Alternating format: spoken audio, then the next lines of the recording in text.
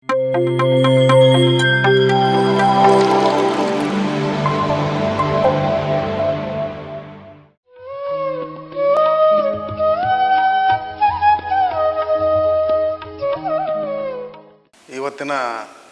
ದಿವಸ ನಮ್ಮ ಆತ್ಮೀಯರಾದಂಥ ಗಾಯತ್ರಿ ಮೇಡಮ್ ಅವರು ಹಾಗೂ ನಮ್ಮ ವಿದ್ಯಾ ಮೇಡಮ್ ಅವರು, ಅದರಂತೆ ನಮ್ಮ ಆತ್ಮೀಯ ಸ್ನೇಹಿತರಾದಂಥ ನಮ್ಮ ಹಳ್ಳಿಕೇರಿಯವರು ಫೋನ್ ಮೂಲಕ ನನಗೆ ಇಲ್ಲ ಒಂದು ಸಂದರ್ಶನವನ್ನು ತಾವು ಕೊಡಬೇಕು ಅಂತ ಕೇಳ್ಕೊಂಡಾಗ ನಾನು ಯಾವ್ದು ಸರ್ ಅಂತಂದು ಕೇಳಿದಾಗ, ಇಲ್ಲ ನಾವು ದಿನನಿತ್ಯನ ಈ ಒಂದು ಧ್ಯಾನ ಕಾರ್ಯಕ್ರಮದ ಒಂದು ಅನುಭವಗಳನ್ನು ತಮ್ಗೆ ಹಂಚಿಕೊಳ್ಳೋಕೆ ಒಂದು ಅವಕಾಶ ಮಾಡಿಕೊಟ್ಟಿದ್ದೇವೆ, ತಾವು ಬರ್ರಿ ಅಂತಂದರು. ಆದರೂ ನಾನು ಹೇಳಿದೆ ಏನಂತ, ಇಲ್ಲ ನಮ್ಮ ಕಂದಾಯ ಇಲಾಖೆ ಸಾಕಷ್ಟು ಕೆಲಸಗಳು ಒತ್ತಡ ಇರ್ತವೆ, ಆದರೂ ಬರ್ರಿ ಅಂತಂತೇಳಿ ಒಂದು ಅವರು ವಿನಂತಿ ಮಾಡಿಕೊಂಡ್ರೆ ಆ ಪ್ರಕಾರ ನಾವು ಇವತ್ತು ದಿವಸ ನಾನು ಏನು ಒಂದು ಜ್ಞಾನ ಮಾಡೋದ್ರೊಳಗೆ ಏನು ಒಂದು ಲಾಭಗಳನ್ನು ಈ ಹಂತದಾಗ ಪಡ್ಕೊಂಡೆ ಅನ್ನೋ ಬಗ್ಗೆ ತಮಗೆ ಹೇಳಲಿಕ್ಕೆ ಇಲ್ಲಿ ನಾನು ಬಯಸ್ತೇನೆ. ಮೊದಲನೇದಾಗಿ ನಾನು ಕಂದಾಯ ಇಲಾಖೆಯಲ್ಲಿ ಸತತವಾಗಿ 32 ವರ್ಷಗಳ ಕಾಲ ಸೇವೆ ಮಾಡ್ತಾ ಬಂದಿದ್ದೇನೆ.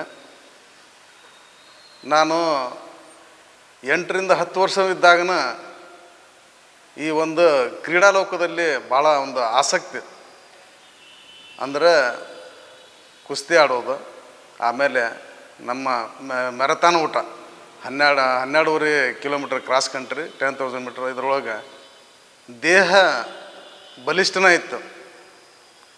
ನನಗೆ ದೇಹ ಬಲಿಷ್ಠ ಇತ್ತು ಅಂತಂದರೆ, ಆದ್ರೆ ನನಗೆ ಮೆದುಳಿನ ಒಂದು ಚಾಲನೆಗಳ ಪೂರಾ ಕಡಿಮೆ ಇದ್ದು. ಹೀಗಾಗಿ ನಾನು ರಾಷ್ಟ್ರ ಮಟ್ಟದೊಳಗೂ ನಾನು ಭಾಗವಹಿಸ್ತಿದ್ದೆ, ರಾಜ್ಯ ಮಟ್ಟದಾಗೂ ಭಾಗವಹಿಸ್ತಿದ್ದೆ. ಅಲ್ಲಿಯೂ ಸಹ ನಾನು ಸ್ಥಾನಮಾನಗಳನ್ನು ಪಡ್ಕೊಂಡಿದ್ದೆ. ಬಟ್ ಏನಾಗ್ತಾ ಇತ್ತು ಅಂತಂದ್ರೆ, ನಾನು 18 ವರ್ಷಕ್ಕೆ ಸೇವೆಗೆ ಹಾಜರಾದೆ. ಬಟ್ ದೇಹದ ಎಲ್ಲ ಕೆಲಸಗಳು 100% ಪ್ಲಸ್ ಕೆಲಸ ಮಾಡ್ತಾಯಿದ್ದು. ಆದರೆ ದೇಹ ಮೆದುಳಿನ ಒಂದು ಭಾಗಗಳ ನಾ ಮಾಡ್ತಕ್ಕಂಥ ಕೆಲಸಕ್ಕೆ ಸ್ಫೂರ್ತಿದಾಯಕ ಇದ್ದಿದ್ದಿಲ್ಲ.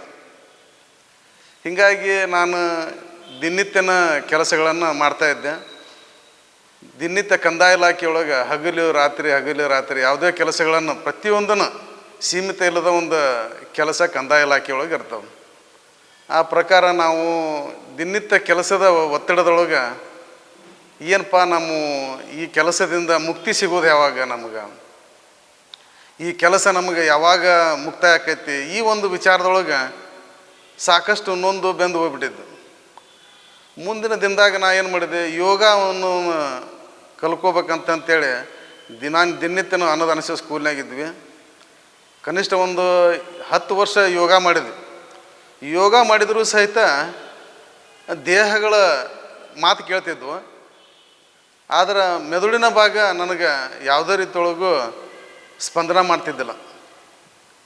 ಅಂದಾಗ ಏನಪ್ಪ, ನಾವು ಇಷ್ಟೆಲ್ಲ ಕೆಲಸ ಮಾಡ್ತೀನಿ, ಅಧಿಕಾರಿಗಳೊಂದಿಗೆ ಕೆಲಸ ಮಾಡ್ತೀನಿ. ಯಾಕಂತಂದ್ರೆ ನಮ್ಮ ಕೆಲಸಗಳು IAS KS ಅಧಿಕಾರಿಗಳೊಂದಿಗೆ ಕೆಲಸ ಮಾಡೋದ್ರಿಂದ ಯಾವುದೇ ಕೆಲಸಗಳನ್ನು ನಾವು ಆಗೋದಿಲ್ಲ ಅಂತ ಹೇಳುವಂಥ ಸಂದರ್ಭ ಇರುವುದೇ ಇಲ್ಲ. ನಮ್ಮ ಕೆಲಸಗಳ ಮುಕ್ತಾಯ ಮಾಡ್ಬೇಕು ಅನ್ನೋದು ಒಂದೇ ಬಿಟ್ಟರೆ ಬೇರೆ ಏನೂ ಇರೋದಿಲ್ಲ. ಇಂಥ ಸಂದರ್ಭದೊಳಗೆ ನಾವು ಏನಪ್ಪ, ನಾವು ಇಲ್ಲೇ ಒಂದು ಹೆಂಗೆ ಮುಂದೆ ಇಷ್ಟ ಟೆನ್ಷನ್ ಮಾಡ್ಕೊತ ಒತ್ತಡಗಳು ಸಾಕಷ್ಟು ಬರಾಕತ್ತು. IAS ಅಧಿಕಾರಿಗಳು KS ಅಧಿಕಾರಿಗಳಿಗೆ ಕೆಲಸ ಮಾಡ್ಬೇಕಂತ ಹೆಂಗೆ ಏನು ಮಾಡೋದು ಅಂದ್ಕೊತ ಯೋಗ ಮಾಡ್ಕೊತನ ದಿನನಿತ್ಯ ನಾವು ಹೋಗ್ತಾಯಿದ್ವಿ. ಬಟ್ ಅದು ನನಗೆ ಸ್ಫೂರ್ತಿದಾಯಕ ಇದ್ದಿದ್ದಿಲ್ಲ. ನನ್ನ ಒಂದು ಪುಣ್ಯ ಏನೋ ಗೊತ್ತಿಲ್ಲ, ನಮ್ಮ ಸ್ನೇಹಿತರು ಎಲ್ಲರೂ ಯೋಗ ಮಾಡ್ತಿದ್ರು. ಯಾರು, ರಾಜು ಧೂಳ, ಆಮೇಲೆ ಕಾಕಿ ಶಂಕರ್, ನಂತರ ಬಾವಿಕಟ್ಟಿ ಮಂಜು, ಇವರೆಲ್ಲ ಯೋಗ ಡಿಪ್ಲೊಮಾ ಮಾಡಿದಂಥ ಹುಡುಗರು. ಭಾಳ ಯೋಗದಾಗ ಒಂದು ಪ್ರತಿಭಾನ್ವಿತರು. ಇಂಥ ಒಂದು ಅವರ ಸಮ್ಮುಖದೊಳಗೆ ಯೋಗ ಮಾಡ್ಕೊತ ಬಂದ್ವಿ. ಬಟ್ ಅಷ್ಟಾದರೂ ಸಹಿತ ನನಗೆ ನಮ್ಮ ಮೆದುಳಿನ ಚಾಲನೆ ಆಗಲಿ, ಏನು ಕೆಲಸ ಮಾಡಬೇಕು, ಭಯದ ವಾತಾವರಣ, ಆಮೇಲೆ ಮುಂದೆ ಏನು ಮಾಡಬೇಕು, ಸಾಕಷ್ಟುಗಳ ಸಮಸ್ಯೆಗಳು ಎದುರು ಬರ್ತಿದ್ವು. ಬಟ್ ದೇಹ ಕೆಲಸ ಮಾಡ್ತಿತ್ತು. ಅದು ಮೆದುಳಿನ ಒಂದು ಕೆಲಸ ಭಾಳ ಕಡಿಮೆಯಿಂದ ಭಾಳ ಕಡಿಮೆ. ಮುಂದೆ ಆಗಸ್ಟ್ ಟೈಮ್ನೊಳಗೆ ನಮ್ಮ ನೀವ್ರಿ ಅದೇನು ನಮ್ಮದು ಈ ಒಂದು ಪುಣ್ಯ ಐತಿ ಏನೋ ಗೊತ್ತಿಲ್ಲ, ನಮ್ಮ ವಿದ್ಯಾ ಮೇಡಮ್ ಅವರು ಗಾಯತ್ರಿ ಮೇಡಮ್ ಅವರು ಬಂದೆ ಸರ ನೀವೆಲ್ಲರೂ ಧ್ಯಾನಕ್ಕೆ ಬರ್ಬೇಕಾರೆ ಅಂದ್ಬಿಟ್ಲೆ ನನಗೆ ಅನಿಸ್ತಿತ್ತು ಇದು ಧ್ಯಾನಕ್ಕೆ ಕೂತ್ಕೊಂಡಪ್ಪ ಅಂತಂದ್ರೆ ಏನು ಕುಂದಿರ್ಸ್ತಾರೆ ಮೇಡಮ್ ಅವರು, ಮತ್ತು ವಿದ್ಯಾ ಮೇಡಮ್ ಅವರು ಅಂತ ಕುಂದಿರ್ಸಾರ ನೀವು ಹಳ್ಳಿಕೆರೆ ಸರ್ ಅಂತ. ಸರ್ ನೀವು ಕುಂದರಿ ನೋಡೋಣ ಅಂತಂದೆ. ಇಲ್ಲ ನಾ ಒಂದು ಏನು ಬರ್ತೈತೆ ನೀವು ಅಷ್ಟೇ ಕುಂದರಿ ಅಂತಂದ. ನಾನು ಕುಂತೆ ಆಲೋಚನೆಗಳು ಹೆಂಗೆ ಬರಾಕತ್ತು ಅಂತಂದ್ರೆ ನಾ ಸುಮ್ಮನೆ ಕುಂತೀನಿ. ಏನಪ್ಪ ಇವರು ಮೇಡಮ್ ಅವರು ನನಗೆ ಯಾಕೆ ಕುಂದಿರ್ಸಿದ್ರು, ಇನ್ನೂ ಹೆಚ್ಚಿಗೆ ಆಲೋಚನೆ ಚಲೋ ಅದು.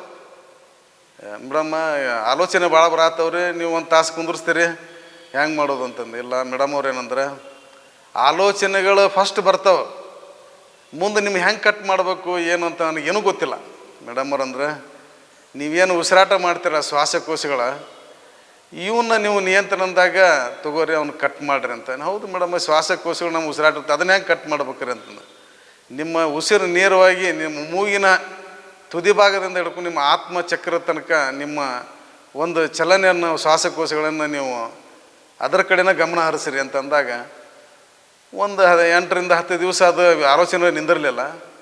ಮುಂದೆ ನಮ್ಮ ಗಾಯತ್ರಿ ಮೇಡಮ್ ಅವರು ಒಂದು ಇದನ್ನು ಮಾಡಿದರು, ಒಂದು ಸೀತಾಯನ ಅಂತಂತೇಳಿ ಅದು ಒಂದು ನಮಗೆ ಅಧ್ಯಯನ ಹೇಳಕತ್ತಾರೆ. ಮುಂದೆ ನಾವು ಅದನ್ನು ಕೇಳ್ಕೊತ ಬಂದ್ವಿ. ಮುಂದೆ ಶ್ವಾಸಕೋಶಗಳ ಒಂದು ಯಾವ ಥರ ನಿಯಂತ್ರಣ ಮಾಡ್ಬೇಕು ಅನ್ನೋದು ಮೇಡಮ್ ಹೇಳ್ಕೊತ ಬಂದರು. ಆದರೂ ಸಹಿತ ಈ ಒತ್ತಡಗಳ ನಿಯಂತ್ರಣ ಆಗಲೇ ಇಲ್ಲ. 8 ರಿಂದ 10 ದಿನ ಸಾಕಷ್ಟು ಕೆಲಸ, ಮುಂಜಾನೆ ಎದ್ದು ಗುಟ್ಲೆ ಕುಟುಂಬದ ಜವಾಬ್ದಾರಿ, ಅದನ್ನು ಬಿಟ್ಟು ಗುಟ್ಲೆ ಮುಂದೆ ನಾವು ಬಸ್ಗಳು ಸಿಗ್ತಾವಿಲ್ಲೋ, ಆಫೀಸ್ನಾಗ ಅಂತ ಟೆನ್ಷನ್ ಬರ್ತಲ್ಲೋ, IAS ಬರ್ತಾರೋ, KS ಅಧಿಕಾರಿಗಳು ಬರೋದು, ಬೆಂಗಳೂರು ECIದಿಂದ ವರ್ಕ್ಔಟ್, ಹೀಗಾಗಿ ಮತ್ತಿಟ್ಟು ಸರ್ ಆಲೋಚನೆ ಭಾಳ ಬರತ್ತು. ಇಲ್ಲ ಬರಲಿ, ಅದು ನೀವು ಏನೇ ಇದ್ದರೂ ಅದನ್ನು ಶ್ವಾಸಕೋಶಗಳ ಮುಖಾಂತರ ನಿಯಂತ್ರಣ ಆಗ್ತೈತೆ ನಮ್ಮ ಕಡೆಗೆ. ನಾನು ಮಾಡ್ಕೊತ ಅವ್ರ ಜೊತೆನೇ ಕುಂತ ದಿನಾನು ಮಾಡ್ಕೊತ ಬಂದೆ. ಹೆಂಗೆ 30 ದಿವಸ 35 ದಿವಸ 41 ದಿವಸ ಬಂದಾಗ ನಾನು ತಿಳ್ಕೊಂಡೆ, ಇಲ್ಲ ಮೇಡಮ್ ಆಲೋಚನೆಗಳು 100ಕ್ಕೆ 70% ಕಂಟ್ರೋಲ್ ಆಗೈತಿ ಅಂತಂದು. ಇಲ್ಲ ಇನ್ನೂ ನಿಮಗೆ ಆಲೋಚನೆಗಳು ಕಡಿಮೆ ಆಗ್ತಾವೆ, ನೀವು ಅದನ್ನು ಮುಂದುವರ್ಸ್ರಿ ಅಂತಂತ ಹೇಳಿದಾಗ ನಾನು ಅದಕ್ಕೆ ಮುಂದುವರ್ಸಿದೆ. ನಾವು ಇನ್ನೂ 41 ದಿವಸ ಇನ್ನೂ ಕಂಪ್ಲೀಟ್ ಆಗಿದ್ದಿಲ್ಲ. ಮುಂದೆ ಹಂಗೆ ಮುಂದುವರ್ಸ್ಕೊತ ಹೋದಾಗ ಈ ಕೆಲಸದ ಒತ್ತಡಗಳನ್ನು ಯಾವ ಥರ ನಿಯಂತ್ರಣ ಮಾಡ್ಕೋಬೇಕು ಅನ್ನೋದು ಆಲೋಚನೆಗಳು ಬಂದು ಇನ್ನು ಭಾಳ ಒಂದು ವಾರ ಇರ್ಬೇಕು. ಅವಾಗ ಮೇಡಮ್ ಅವರು ಇಲ್ಲ ನಿಮ್ಮ ಹಂಚಿಕೆಗಳು ಹೆಂಗದವು ಅಂತ. ಇಲ್ಲ ಆಲ್ಮೋಸ್ಟ್ ಆಲ್ ನನಗೆ 80% ನನಗೆ ಆಲೋಚನೆಗಳು ಕಡಿಮೆ ಆಗೈತಿ. ಯಾವ ರೀತಿ ನಿಮಗೆ ಕಡಿಮೆ ಅದು ಹೆಂಗೆ ನಿಮ್ಗೆ ಅನುಭವ ಆಗೈತೆ ಅಂತ ಹೇಳಿದಾಗ ಅವಾಗ ಅನಿಸ್ತಿತ್ತು, ನಾನು ಯಾವುದೇ ಒಂದು ಸಂದರ್ಭದೊಳಗೆ ಭಯದ ಒಂದು ವಾತಾವರಣ, ಅಧಿಕಾರಿಗಳು ಯಾವ ಟೈಮ್ನಾಗ ಏನು ಒಂದು ಕೆಲಸದ ಹೇಳ್ತಾರೋ ಗೊತ್ತಾಗ್ತಿದ್ದಿಲ್ಲ, ಅಧಿಕಾರಿಗಳಿಗೆ ಏನು ಮಾಹಿತಿ ಕಳಿಸ್ಬೇಕು ಅದ್ರಾಗೂ ಭಯ ಭೀತಿ. ನಂತರ ಈ ಒಂದು ಜನದಟ್ಟಣೆ ಸಾರ್ವಜನಿಕರ ಸಂಘಟನೆಗಳು ಬಂದಾಗ ಒಂದು ಭಯದ ವಾತಾವರಣ, ಇವ್ರಿಗೆ ಏನು ಉತ್ತರ ಕೊಡ್ಬೇಕಪ್ಪ, ನಾಳೆ ಅದನ್ನು ನಮ್ಮ ಟೆಲಿಕಾಸ್ಟ್ನಾಗ ಕೊಡ್ತಾರೆ, ಅಧಿಕಾರಿಗಳಿಂದ ಏನು ತಪ್ಪಾಗೈತೆ ಅಂತಾರೆ. ಈ ಒಂದು ಭಯದ ವಾತಾವರಣದೊಳಗೆ ನಾವು ಸ್ವಲ್ಪ ಅದೇನೋ ಧೈರ್ಯ ಬರಾಕತ್ತ. ಹಿಂದೆ 30 ವರ್ಷದಾಗ ಮಾಡ್ಕೊತ ಬಂದರೂ ಈ ಒಂದು ಸ್ಥಾನಮಾನ ಸಿಕ್ಕಿದ್ದಿಲ್ಲ ನನಗೆ. ಮುಂದೆ ಈ ಒಂದು 41 ದಿವಸ ದಾಟಿದ ಮೇಲೆ ಮೇಡಮ್ ಅವರೆಲ್ಲರೂ ಹೇಳ್ಕೊತ ಬಂದರು, ಏನಂತ ನಿಮಗೆ ಏನು ಅನ್ನಿಸ್ತಾ ಇದೆ ಅಂತಂದು. ಇಲ್ಲಿ ಮೇಡಮ್ಮ ನಮಗೆ ದೇಹದಿಂದ ಎಲ್ಲ ರೀತಿಯಿಂದನೂ ಸಾಮರ್ಥ್ಯ ಇದೆ, ಬಟ್ ಮೆದುಳಿಲಿಂದನೂ ಈಗ ನನಗೆ ಆಲ್ಮೋಸ್ಟ್ ಆಲ್ ನಿಯಂತ್ರಣಕ್ಕೆ ಬರತ್ತೇನೆ ಅಂತ. ಹೆಂಗೆ ಅಂತದ್ದು ಕೇಳಿದರು. ಅಂದಾಗ ನಾ ಹೇಳಿದೆ, ಇಲ್ಲ ಮೇಡಮ್ಮ ಹಿಂದಿನ ದಿನ ಕೆಲಸ ಮಾಡೋಕ್ಕೆ ಹೆದರ್ತಿದ್ದೆ, ಆದರೆ ಇವತ್ತಿನ ದಿವಸ ಬೇಕಾದಂಥ ಒಂದು ಒತ್ತಡ ಬಂದರೂ ಕೆಲಸಗಳು ರಾತ್ರಿ 10 ಆಗಲಿ 11 ಆಗಲಿ ಕೆಲಸ ಮಾಡೋಕತ್ರು ಯಾವುದೇ ರೀತಿಯೊಳಗೂ ಆಲೋಚನೆಗಳು ನನಗೆ ಬರ್ತಾಯಿಲ್ಲ. ಕೆಲಸ ಮಾಡ್ತೀನಿ ಅನ್ನೋದು ಅತಿ ಹೆಚ್ಚಿನ ಒಂದು ಸಾಮರ್ಥ್ಯ ಬಂದೈತೆ ಅಂತಂದು ಅವಾಗ ನಾನು ಮೇಡಮ್ಗೆ ಹೇಳಿದೆ. ಆದರೆ ಅದೇ ಪ್ರಕಾರವಾಗಿ ನಾವು ಇವತ್ತಿನ ದಿವಸ ಭಯದ ವಾತಾವರಣ ಇಲ್ಲ. ಸಭೆ ಸಮಾರಂಭಗಳು ಮಾತಾಡಬೇಕಾದ್ರೆ ಹೆದರ್ತಿದ್ದೆ ನಾನು. ಏನು ತಪ್ಪಾಗತ್ತೋ, ಏನು ಹೇಳ್ತಾರೇನೋ, ಅಧಿಕಾರಿಗಳು ಏನು ತಪ್ಪು ಹೇಳ್ತಾರೋ, ಹಿಂಗೆ ಒಂದು ಭಯ ಆಗ್ತೈತೆ. ನಾ ಯಾವಾಗ ಈ ಒಂದು ಧ್ಯಾನದ ಕಾರ್ಯಕ್ರಮ ಕೂತ್ಕೊಂಡಾಗ ಯಾವ ರೀತಿ ಬರ್ತಿದ್ವು ಅಂತಂದ್ರೆ ನನಗೆ ಈ ಒಂದು ಎಲ್ಲ ದೇವಾನು ದೇವತೆಗಳು ಕುಂತಾಗ ನಾ ಕಣ್ಣು ಮುಚ್ಕೊಂಡು ಕುಂತಾಗ ದೇವಾನು ದೇವತೆಗಳು ನನಗೆ ಒಂದೇನೋ ಆಶೀರ್ವಾದ ಮಾಡತ್ತಾರೆ. ಆ ಆಶೀರ್ವಾದ ಏನಾತ ಮುಂದೆ ನನಗೆ ಇಲ್ಲ ಇವರೇ ನನಗೆ ಧ್ಯಾನದ ಮೂಲಕ ನನಗೆ ಇವತ್ತಿನ ದಿವಸ ದರ್ಶನ ಮಾಡ್ತಾ ಇದ್ದಾರೆ. ದೇವಾನು ದೇವತೆಗಳು ಯಾವಾಗ ನನಗೆ ಮುಂದೆ ಕಾಣಕತ್ತರ ಅವರೇ ನನಗೆ ಇದು ಒಂದು ಶಕ್ತಿ ಕೊಡಾಕತ್ತರ ಅನ್ನೋ ಒಂದು ಜ್ಞಾನಕ್ಕೆ ಬಂದು ನಾನು ಮುಂದೆ ಅವರ ಒಂದು ಧ್ಯಾನ ಕಾರ್ಯಕ್ರಮ ಏನು ಕೂತ್ಕೊಂಡಾಗ ಬರ್ತಿದ್ರಲ್ಲ ಅವ್ರ ಆಶೀರ್ವಾದ ಇಲ್ಲ ನಾನು ಏನೋ ಒಂದು ಮಿಸ್ ಮಾಡಿಕೊಂಡೆ. ಆವಾಗಿನ ಟೈಮ್ನಾಗ ನಮ್ಮ ಗಾಯತ್ರಿ ಮೇಡಮ್ ಅವರು ವಿದ್ಯಾ ಮೇಡಮ್ ಅವರು ನನಗೆ ಏನಾರ ಗೊತ್ತಾಗಿದ್ರಪ್ಪ ಅಂತಂದ್ರೆ ಅವ್ರ ಜೊತೆ ನಾನು ಕುಂತಿದ್ದಂದ್ರೆ ಇವತ್ತಿನ ದಿವಸ ನಾನು ಸಾಕಷ್ಟು ಒಂದು ಸೇವೆಯೊಳಗೆ ಜ್ಞಾನ ತೊಗೊತೀನಲ್ಲ ಅನ್ನೋದು ನನಗೆ ಅವಾಗ ನನಗೆ ಫ್ಲ್ಯಾಶ್ ಆಗತ್ತೆ. ಮೇಡಮ್ ಅವರು ಈಗ ನನಗೆ ಆಗಸ್ಟ್ದಿಂದ ನಾವು ಕೂಡಿದ್ರಲ್ಲ ಅವಾಗ ಮಿಸ್ ಮಾಡ್ಕೊಳಕೈತೆ ನಾನು. ಅವಾಗಿನ ಒಂದು ಜ್ಞಾನ ಸಂಗ್ರಹ ಇತ್ತಂತಂದ್ರೆ ನನ್ನ ಈ ಒಂದು ಕೆಲಸಕ್ಕೆ ಇನ್ನೂ ನಾ ಹೆಚ್ಚಿನ ಒಂದು ಕೆಲಸ ಮಾಡ್ತೀನಿ ಅನ್ನೋದು ಅವಾಗ ನನಗೆ ಪರಿಜ್ಞಾನ ಬರಾಕತ್ತೆ. ಮುಂದೆ ವಿದ್ಯಾ ಮೇಡಮ್ ಅವರು ಇದನ್ನು ಮುಂದುವರ್ಸ್ಕೊಂತ ಬಂದಾಗ ಇವತ್ತಿನ ದಿವಸ ಸಾಕಷ್ಟು ಒತ್ತಡ ಐತೆ. ಆದರೆ ಇವತ್ತು ಕೆಲಸ ಮಾಡೋಕ್ಕೆ ನಾನು ಬರಲಿ ಬೇಕಾದ ಬರಲಿ ಇವತ್ತು ಕೆಲಸ ಮಾಡ್ತೀನಿ ಅನ್ನೋ ಧೈರ್ಯ ಈ ಒಂದು ಧ್ಯಾನದ ಮೂಲಕ ನನಗೆ ಅನುಭವ ಆಗೈತಿ. ಮತ್ತು ಇವತ್ತಿಗೂ ನಮ್ಗೆ ಸಾಕಷ್ಟು ಕೆಲಸ ಇರ್ತೈತಿ ಮಾರ್ನಿಂಗ್ಲಿಂದ ಹಿಡ್ಕೊಂಡು. ಯಾಕಂದ್ರೆ ಕಂದಾಯ ಇಲಾಖೆ ಅಂದ್ರೆ ಮಾತ್ರ ಇಲಾಖೆ ಪ್ರತಿಯೊಂದನ್ನು ನಾವು ಯಾಕಂದ್ರೆ ಶಿರಸ್ತೇದಾರ ಕೆಲಸ ತಹಸೀಲ್ದಾರ್ ಬಿಟ್ಟರೆ ನಾವು ಇಡೀ ಒಂದು ಆ ತಾಲೂಕು ಆಡಳಿತ ನಾನು ಮೇಂಟೈನ್ ಮಾಡ್ತೀನಲ್ಲ. ಇವತ್ತಿನ ದಿವಸ ಬೇಕಾದವ್ರು ಬರಲಿ IAS ಅಧಿಕಾರಿಗಳು ಬರಲಿ, KS ಅಧಿಕಾರಿಗಳು ಬರಲಿ, ಚುನಾವಣಾ ಅಧಿಕಾರಿಗಳು ಬೇಕಾದವ್ರು ಬಂದರು ಆ ಒಂದು ಹೆದರಿಕೆ ಇದಿಲ್ಲ. ಹೆದರ್ಬೇಕು ಏನು ನಾ ತಪ್ಪಾಕೇನೆ ಸರಿಯಾಗಿ ಹೇಳೋದಿಲ್ಲ ಈ ಒಂದು ಇದು ಹೋಗ್ಬಿಡೈತೆ ನನಗೆ. ಅಗದಿ ಪಕ್ಕ ಇವತ್ತೇನಾದ್ರು ಬರಲಿ ಸರ್ ಹಿಂಗೆ ಹೇಳ್ತೇನೆ.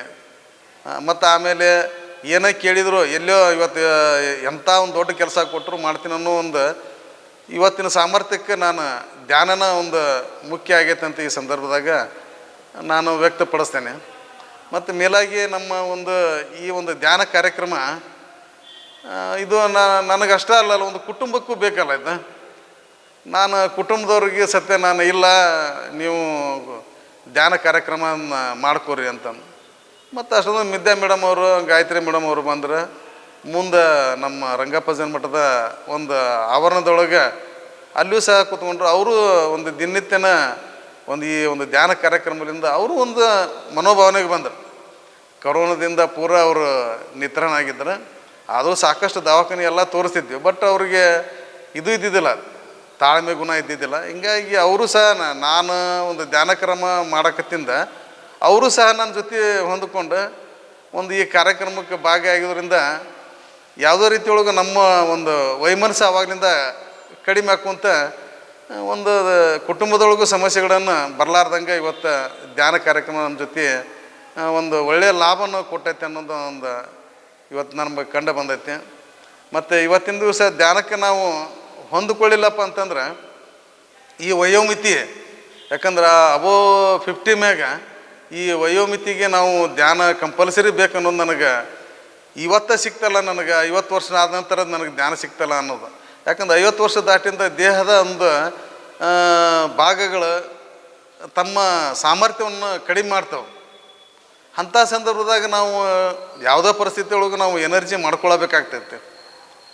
ಆ ಒಂದು ಸಂದರ್ಭದಾಗ ನನಗೆ ನನ್ನ ಪುಣ್ಯ ಗೊತ್ತಿಲ್ಲ, ಅವರು ನಮ್ಮ ಗಾಯತ್ರಿ ಮೇಡಮ್ ಅವರು ವಿದ್ಯಾ ಮೇಡಮ್ ಅವರು ಈ ಒಂದು ಹೇಳಿಕೊಟ್ಟಂಥ ಒಂದು ಧ್ಯಾನ ಕಾರ್ಯಕ್ರಮ ನನಗೆ ಗೊತ್ತಿದ್ದಿಲ್ಲ. ಮುಂದೆ ನಮಗೆ ಆ ಮೇಡಮ್ ಅವರಿಂದ ಇಲ್ಲ ನಾವು ಶ್ರೀ ಬ್ರಹ್ಮರ್ಷಿ ಪತ್ರಿಜಿಯವರ ನಾವು ಅವರ ಒಂದು ಸಮ್ಮುಖದಲ್ಲಿ ಅವರ ಒಂದು ಆಶೀರ್ವಾದದಿಂದ ನಾವು ಏನು ಮಾಡಾಕತ್ತೀವಲ್ಲ ಇದು ಯಾವತ್ತಿಗೂ ನಮಗೆ ಲಾಭನೇ ಇರ್ತೈತಿ. ಅದು ನೀವು ಅದನ್ನು ಮುಂದುವರ್ಸ್ಕೊಂಡು ಬರ್ರಿ ಅಂತಂತಂದು ಹೇಳಿದಾಗ ನಾವು ಈ ವಯೋಮಿತಿ ನಂತರ ನಮಗೆ ಭಾಳ ಒಂದು ಅನುಕೂಲ ಅಂದ್ರೆ ಲಾಭನ. ಇವತ್ತು ವರ್ತಮಾನ ಭವಿಷ್ಯದಲ್ಲಿ ನಾವು ಏನು ಕೆಲಸ ಮಾಡ್ತೀವಿ 50 ವರ್ಷದ ನಂತರ ನಾವು ಸಾಕಷ್ಟು ಕೆಲಸಗಳನ್ನು ಮಾಡಲಿಕ್ಕೆ ನಾವು ಇಲ್ಲಿ ಸದೃಢ ಆಗಿವೆ ಅಂತ ಅನ್ನೋ ಮಾತನ್ನು ಈ ಒಂದು ಸಂದರ್ಭದಾಗ ನಾನು ಹೇಳಿ ಬಯಸ್ತೇನೆ. ಆಮೇಲೆ ಈ ಒಂದು ಧ್ಯಾನ ಕಾರ್ಯಕ್ರಮ ನಮ್ಗೆ ಮುಂದಿನ ದಿನಮಾನದಾಗೂ ಯಾವುದೇ ರೀತಿಯೊಳಗೂ ಇದು ಒಂದು ಮೆಡಿಕಲ್ ಅಥವಾ ಮೆಡಿಸಿನ್ ಅನ್ನೋದು ನಮ್ಗೆ ಅವಶ್ಯಕತೆಯೇ ಇಲ್ಲ ಅನ್ನೋ ಒಂದು ನನಗೆ ತಲೆಯೊಳಗೆ ಅದೊಂದು ಪ್ರಿಂಟ್ ಆಗೈತೆ. ಯಾಕಂತಂದ್ರೆ ಇವತ್ತಿಗೆ ಮುಂಜಾನೆದ್ದು ನಾವು ಯಾವುದೋ ರೀತಿಯೊಳಗೂ ಸಹಜ ಕ್ರಿಯೆಗಳು ಯಾವುದೇ ಒಂದು ನಮಗೆ ಈ 7 ಚಕ್ರಗಳ ಏನು ನಾವು ಕೆಲಸ ಮಾಡ್ತೇವಲ್ಲ, ಈ 7 ಚಕ್ರಗಳನ್ನು ನಾವು ಅಳವಡಿಸಿಕೊಂಡಾಗ, ಧ್ಯಾನದ ಜೊತೆ ಅಳವಡಿಸಿಕೊಂಡಾಗ ಯಾವುದು ನಮಗೆ ಈ ಒಂದು ಆರೋಗ್ಯ ಸಮಸ್ಯೆಗಳು ನನಗೆ ಕಂಡು ಬಂದಿಲ್ಲ. ಮತ್ತು ಈ ಧ್ಯಾನ ಕಾರ್ಯಕ್ರಮಗಳು ನಾವು ಅಳವಡಿಸಿಕೊಂಡೇವಪ್ಪ ಅಂತಂದಾಗ ನಾವು ಇದನ್ನು ಈ ಲೋಕದಾಗ ನಾವು ಸದೃಢವಾಗಿ ನಾವು ಬದುಕ್ತೇವೆ ಅನ್ನೋ ಮಾತನ್ನು ಈ ಸಂದರ್ಭದಲ್ಲಿ ನಾನು ಹೇಳ್ತೀನಿ. ಮತ್ತು ಆಮೇಲೆ ಈ ಧ್ಯಾನಗಳನ್ನು ನಾವು ಮಾಡಬೇಕು. ಯಾಕಂದರೆ ಇವತ್ತಿನ ಒಂದು ಲೋಕದಾಗ ಎಲ್ಲರೂ MBBS BMS ಡಾಕ್ಟ್ರ್ ಆಗ್ತಾರೆ. ನಾನು ನೋಡೇನಿ ಎಲ್ಲರೂ ನಾ MBBS ರೀ, ನಾ ಡಾಕ್ಟ್ರ್ ರೀ, ನಾನು ಆಯುರ್ವೇದಿಕ್ ರೀ, ಹೋಮಿಯೋಪತಿ. ಆದರೆ ವಿದ್ಯಾ ಮೇಡಮ್ ಅಂತವ್ರು ನಮಗೇನು ಬೇಡ, ಗುಳಿಗೆ ಬೇಡ, ಔಷಧ ಬೇಡ, ನೀವು ಬರ್ರಿ ಔಷಧ ಎಲ್ಲರೂ ಅವರು ಪ್ಯಾಕೇಜ್ ಅಂತಾರೆ. ಈಗ ಏನಪ್ಪ ಪ್ಯಾಕೇಜ್ ಅಂತಂದ್ರೆ, ಮೇಡಮ್ ಅವ್ರು ಒಂದು ಪ್ಯಾಕೇಜ್ ಹೇಳಿಲ್ಲ ನನಗೆ. ಏನು ಮೇಡಮ್ಮ ಈ ನಮಗೇನು ಗುಳಿಗಿಲ್ಲ, ಔಷಧ ಇಲ್ಲ, ಮತ್ತು ಇವ್ರು MBBS ಕಲ್ತವ್ರು ಎಲ್ಲರೂ ಪ್ಯಾಕೇಜ್ ಅಂತಾರ. ಇದು ನಮಗೆ ಏನು ಪ್ಯಾಕೇಜ್ ಇಲ್ಲಲ್ಲ. ಇವತ್ತಿಗೂ ತಮ್ಮ ಒಂದು ಧ್ಯಾನ ಕಾರ್ಯಕ್ರಮ ಯಾವುದೇ ಒಂದು ಆರ್ಥಿಕವಾಗಿ ತೊಂದರೆ ಇರಲಾರ್ದ, ಯಾವುದೇ ಒಂದು ನೋವಿರಲಾರ್ದ ಇವತ್ತು ನಮಗೇನು ಒಂದು ಧ್ಯಾನ ಕಾರ್ಯಕ್ರಮವನ್ನು ಮಾಡಿಕೊಟ್ರೆ ಅದು ವಿದ್ಯಾ ಮೇಡಮ್ ಅವ್ರಿಗೆ ನಾವು ಮರಿಲಾರ್ದ ಈ ಒಂದು ಸಂದರ್ಭ. ಹೀಗಾಗಿ ಇವತ್ತಿನ ದಿವಸ ಆ ವಿದ್ಯಾ ಮೇಡಮ್ ಅವರು ಯಾವ ರೀತಿ ಗಟ್ಟಿಯಾಗ್ಯಾರೋ ಗೊತ್ತಿಲ್ಲ, ಆದರೂ ಅವರು 3 ತಾಸು ಕುಂದಿರ್ತೀನಿ. ಇಲ್ಲ ನಾನು ಬೆಳಗ್ಗೆ 2 ಗಂಟೆ ಎಚ್ಚರ ಆತಂತಂದ್ರೆ ನಾನು ಧ್ಯಾನ ಕುಂದಿರ್ತೀನಿ ರೀ ಅಂತ. ಆಯ್ತು ರೀ ಮೇಡಮ್ ಅವರು, ಮತ್ತು ನಾವು ಹೆಂಗೆ ಕಲ್ಕೊಳ್ಳೋದ್ರಿ ಮೇಡಮ್ ಅಂತ. ಇಲ್ಲ, ಅವ್ರ ಒಂದು ಅನುಭವಗಳನ್ನು ನಾವು ಹಂಚಿಕೊಂಡಾಗ, ಇಲ್ಲ ಮೇಡಮ್ ಅವರು ಅದನ್ನು ನಮ್ಮ ಇಲ್ಲಿ ಸಮರ್ಥನೆ ಮಾಡ್ಕೊತಾರಂತಂದ್ರೆ ನಾವು ಪ್ರಯತ್ನ ಮಾಡ್ಬೇಕಂತೇಳಿ ನಾನು ಭಾಳ ವಿಚಾರ ಮಾಡಿದೆ. ಆ ಪ್ರಕಾರ ಮೇಡಮ್ ಅವ್ರು ಏನಂದ್ರೆ, ನೀವು ಬರಲಿಲ್ಲ ಅಂದಷ್ಟು ನಾವು ಕಾಲ್ ಮಾಡ್ತೀವಿ, ನಾವೆಲ್ಲ ಮನೆ ಸಂಕಲ್ಪ ಇಟ್ಕೊಂಡಾಗ ನಿಮ್ಗೆ ಕಾಲ್ ಮಾಡ್ತೀವಿ ಬರ್ರಿ ಅಂತ. ಹಳ್ಳಿಕೆರೆ ಅವ್ರದ್ದು ಫೋನ್ ಮಾಡಿ, ಸರ ನಮ್ದು ಇಲ್ಲಿ ಧ್ಯಾನಕರ ಇಲ್ಲ ಸರ್, ನನ್ನ ಕೆಲಸ ಭಾಳ ಐತಿ, ಇಲ್ಲ ನೀವು ಬರ್ರಿ, ನಾವು ನಿಮಗಾಗಿ ಸಂಡೇ ಇಟ್ಕೊತೀನಿ ಬರ್ರಿ ಅಂತಂದು. ಅವಾಗ ನಾನು 1 ತಾಸು 2 ತಾಸು ಕೂತ್ಕೊಂಡೆ, 3 ತಾಸು ಕೂತ್ಕೊಂಡೆ. ಆಮೇಲೆ ಅದು ನನಗೆ ಏನಾಗತ್ತಂತಂದ್ರೆ, ಇದು ನನಗೆ ಜೀವನದಾಗ ಇದು ಅಳವಡಿಸಿಕೊಳ್ಬೇಕು ಅನ್ನೋ ಒಂದು ಗಟ್ಟಿತನ ನನಗೆ ಬಂತು. ಆಮೇಲೆ ನಾ ಯಾವ ಥರ ಹೊಂದ್ಕೊಂಡ್ಬಿಟ್ಟಿನಿ ಅಂತಂದ್ರೆ, ಮೇಡಮ್ ಅವ್ರು ಇಷ್ಟೆಲ್ಲ ಕಲಿಸಿದ್ರು, ನಾನು ನೋಡಿದ್ರೆ ಅಧಿಕಾರಿಗಳು 7 ಗಂಟೆಗೆ ಬಾ ಅಂತಾರೆ, 6 ಗಂಟೆಗೆ ಹೆಂಗೆ ಮಾಡೋದು ಅಂತ. ನನಗೇನಾಕತ್ರಿ, ಮುಂದಿನ ದಿನಮಾನಗಳ 3-4 ಗಂಟೆಗೆ ಎಚ್ಚರ ಆಕತ್ತೆ. ಎಚ್ಚರ ಆದ ಗುಟ್ಲೆ ನನಗೆ ಅವಧಿ ಮುಂದೆ 6 ಗಂಟೆಗೆ ಹೋಗ್ಬೇಕಲ್ಲ, ನಾನು 4 ಗಂಟೆಗೆ ಸ್ನಾನ ಮಾಡಿಕೊಂಡು 4ರಿಂದ 5, 5ರಿಂದ 6, 6ರಿಂದ 7 ತನಕ ತಿಂಗಳದಾಗ ಒಂದು 3ರಿಂದ 4 ಸಲ 3 ತಾಸು ಕುಂದ್ರಾಕ ನಾನು ಪ್ರಯತ್ನ ಮಾಡುತ್ತೆ. ಅದು ಇವತ್ತು ಅದು ಯಶಸ್ವಿ ಆಗೈತೆ ನನಗೆ. ಯಾವುದೇ ರೀತಿಯೊಳಗೆ ತಿಂಗಳದಾಗ ನೀವು ಕಂಟಿನ್ಯೂ ಮಾಡೋದು ಬೇಡ, ನಿಮ್ಮ ಕೆಲಸಗಳ ಸರಳತೆ ಇದ್ದಾಗ, ಬಿಡುವಿದ್ದಾಗ, ರಜೆ ದಿನ ಇದ್ದಾಗ ಈ ಅಳವಡಿಸ್ಕೊಂಡ್ರಪ್ಪ ಅಂತಂದ್ರೆ ನಮಗೆ ಒಳ್ಳೇದಾಕೈತೆ ಅನ್ನೋದು ಅವಾಗ ನನಗೆ ಅನುಕೂಲ ಆಯ್ತು. ಇವತ್ತು ದಿವಸ ನಾನು ಸರ್ಕಾರಿ ಕೆಲಸಕ್ಕೆ ಹೋಗ್ಬೇಕಂತಂದ್ರೆ ಸ್ನಾನ ಮಾಡಿ ಊಟ ಮಾಡಿ ಹೋದ್ರೆ ನನಗದು ಸಮಾಧಾನನೇ ಇಲ್ಲ. ಯಾಕಂತಂದ್ರೆ ಧ್ಯಾನ ಮಾಡಿ ನನಗೆ ಊಟ ಬೇಡ, ನೀರು ಬೇಡ, ನಾ ಮುಂಜಾನೆದ್ದು ಸ್ನಾನ ಮಾಡಿ ದೇವ್ರಿಗೆ ಕೈ ಮುಗೋದು, ನಾನು ಒಂದು ತಾಸು ಧ್ಯಾನ ಮಾಡಿ ನಾನು ಸರ್ಕಾರಿ ಸೇವೆಗೆ ಹೋದ್ನಿ ಅಂತಂದ್ರೆ ಅದರಷ್ಟು ತೃಪ್ತಿ ನಮ್ಗೆ ಯಾವುದೂ ಇಲ್ಲ ಅನ್ನೋ ಒಂದು ಮಟ್ಟಕ್ಕೆ ನಾನು ಇವತ್ತು ಬಂದೇನೆ.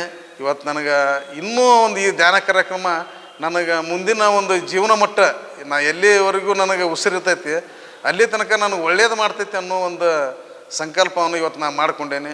ಇವತ್ತಿನ ದಿವಸ ನಮಗೆ ಈ ಕಾರ್ಯಕ್ರಮವನ್ನು ಹಂಚಿಕೊಂಡಿದ್ದೀರಿ. ಇದು ನಮ್ಮ ಏನು ನಾವು ಜೀವನದಾಗ ನಾವು ಅಳವಡಿಸಿಕೊಳ್ಬೇಕು ಅನ್ನೋದನ್ನು ನಾವು ಕಲಿಸಿಕೊಟ್ಟಿದ್ದೀರಿ. ಅಂಥದ್ದು ನಿಮ್ಗೆ ಎಲ್ಲರಿಗೂ ಈ ಧ್ಯಾನ ಕಾರ್ಯಕ್ರಮ ನಮ್ಗೆ ಕಲಿಸಿಕೊಟ್ಟಂಥವ್ರಿಗೆ ನಾನು ಅವ್ರಿಗೆ ಕೃತಜ್ಞತೆಗಳನ್ನು ಈ ಸಂದರ್ಭದಲ್ಲಿ ಹೇಳಲಿಕ್ಕೆ ಬಯಸ್ತೀನಿ. ಅದರಂತೆ ಇವತ್ತಿನ ದಿವಸ ನಮಗೇನು ಆಶೀರ್ವಾದ ಮಾಡಿದಾರಲ್ಲ ಬ್ರಹ್ಮ ಮಹರ್ಷಿ ಪತ್ರಿಜಿ ಅವ್ರ ಆಶೀರ್ವಾದ ನಮಗೈತಿ. ಮತ್ತು ಅವರು ಸಹ ನಮ್ಮ ಮುಂದಿಗೆ ಅದಾರ. ಅದಕ್ಕೆ ನಾವು ಇವತ್ತಿಗೆ ನಾವು ಈ ಧ್ಯಾನ ಕಾರ್ಯಕ್ರಮಕ್ಕೆ ನಾವು ಗಟ್ಟಿಯಾಗಿ ಅನ್ನೋ ಮಾತನ್ನು ಈ ಸಂದರ್ಭದೊಳಗೆ ಹೇಳಲಿಕ್ಕೆ ಬಯಸ್ತೇನೆ. ಮತ್ತು ಇವತ್ತಿನ ದಿವಸ ಈ ನನ್ನ ಈ ಧ್ಯಾನ ಕಾರ್ಯಕ್ರಮಕ್ಕೆ ಆಹ್ವಾನ ಮಾಡಿದಂಥ ನನ್ನ ಆತ್ಮೀಯ ಸ್ನೇಹಿತರಾದ ಹಳ್ಳಿಕೆರೆ ಸರ್ಗೆ, ವಿದ್ಯಾ ಮೇಡಮ್ ಅವ್ರಿಗೆ, ಮತ್ತು ಆಮೇಲೆ ನಮ್ಮ ಗಾಯತ್ರಿ ಮೇಡಮ್ ಅವ್ರಿಗೆ, ಮತ್ತು ನಮ್ಮ ಎಲ್ಲ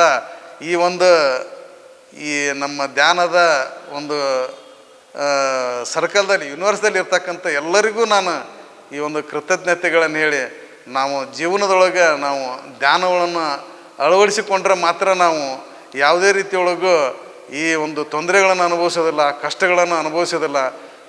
ಈ ಒಂದು ನನ್ನ ಒಂದು ಅನುಭವಗಳನ್ನು ನಾನು ಇಲ್ಲಿ ಹೇಳಿ, ನಾನು ತಮ್ಮೆಲ್ಲರ ಆಶೀರ್ವಾದ ಸದಾ ಇರಲಿ ಅಂತ ಕೇಳಿಕೊಂಡು ಈ ಒಂದು ಧ್ಯಾನದಕ್ಕೆ ನನಗೆ ಅವಕಾಶ ಕೊಡು ತಮ್ಮೆಲ್ಲರಿಗೂ ಕೃತಜ್ಞತೆಗಳು ಹೇಳಿ ಈ ಒಂದು ಮಾತುಗಳನ್ನು ಮುಗಿಸ್ತೀನಿ. PMC ಕನ್ನಡ ಚಾನೆಲ್ ಅನ್ನು ಲೈಕ್ ಮಾಡಿ, ಶೇರ್ ಮಾಡಿ, ಸಬ್ಸ್ಕ್ರೈಬ್ ಮಾಡಿ ಮತ್ತು ಮಾಡಿಸಿ. ಎಲ್ಲರಿಗೂ ಧನ್ಯವಾದಗಳು.